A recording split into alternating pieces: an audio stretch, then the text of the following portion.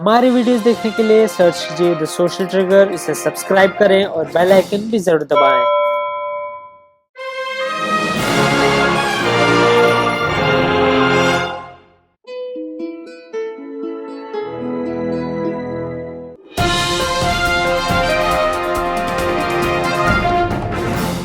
Virus को deep down study करने के लिए सीटी स्कैन और एमआरआई जैसे नतीजे पर भी देखा जा रहा है, यानी आरटीपीसीआर टेस्ट जैसे नतीजे भी नाकामयाब हो रहे हैं इस नए स्ट्रेन को जो म्यूटेट कर रहा है, इस स्ट्रेन को लेकर।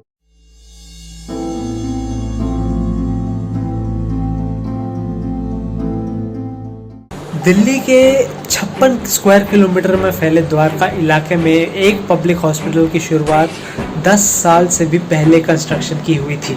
द्वारका के इस पब्लिक हॉस्पिटल को अक्टूबर 2007 में 350 करोड़ के बजट एलोकेशन के साथ अप्रूवल मिला था।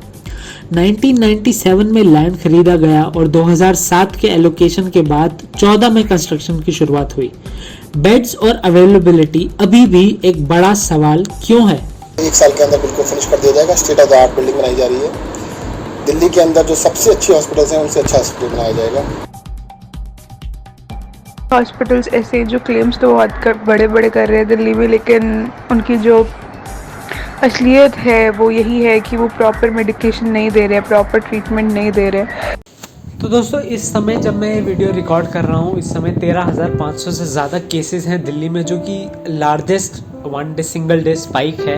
और केवल दिल्ली में नहीं, पूरे राज्यों में ये बहुत तेज़ी से फैलता जा रहा है।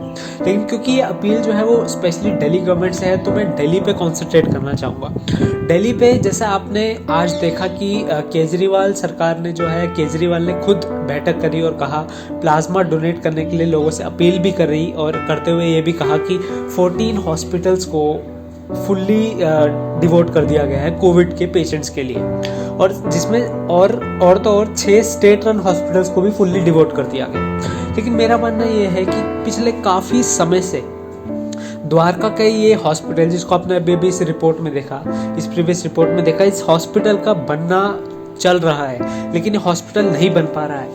मेरा मानना ये है कि अगर कोरोना वायरस जैसे संकट में भी अगर ये हॉस्पिटल बनके तैयार नहीं हुआ, जिसके बनने से करीबन 1700 से 1800 बेड्स की बढ़ोतरी हो जाएगी। जगह सत्येंद्र जैन ने यह भी कहा कि जो है काफ़ी हद तक हमें ज़रूरत पड़ सकती है आगे बेड्स की, क्योंकि केसेस बढ़ रहे हैं। ये उनका कहना था स्टेटमेंट में, इंटरव्यू में। अगर आगे ज़रूरत पड़ सकती है तो क्यों ऐसे हॉस्पिटल्स को आप नहीं ओपन कर रहे हैं। As a Dwarka resident also, as a Delhi resident also, as a responsible citizen also, I would like to appeal to the Delhi government, to Kejriwal government specifically, to initiate an action and make this hospital ready as soon as possible.